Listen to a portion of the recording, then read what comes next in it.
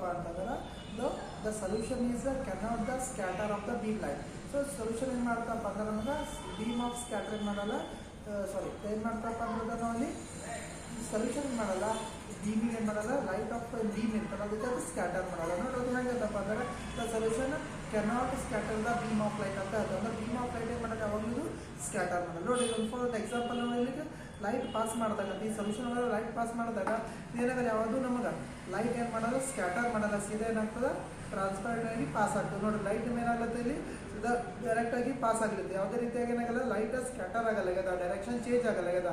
So light ಏನಾಗುತ್ತೆ ನಮಗೆ ಇಲ್ಲಿ ಡೈರೆಕ್ಟ್ಲಿ ಪಾಸ್ ಆಗಲಿದೆ ಅಂತ ಹೇಳ್ತೇವೆ. ಸೊ ಏನು the solution cannot scatter the beam of light ಅಂತ ಹೇಳ್ತೇವೆ. ಸೊ ಏನಂದ್ರೆ ಲೈಟ್ ಏನಾಗಲ್ಲ ಇದ್ರಾಗ ಸ್ಕ್ಯಾಟರ್ ಆಗಲ್ಲ, ಯಾಕಪ್ಪ ಅಂದ್ರೆ ಪಾರ್ಟಿಕಲ್ ಸೈಜ್ ಟೂ ಸ್ಮಾಲ್ ಇರೋದ್ರಿಂದ ಏನಾಗಲ್ಲ ಅದು ಸ್ಕ್ಯಾಟರ್ ಆಗಲ್ಲ ಅಂತ ಹೇಳ್ತೇವೆ.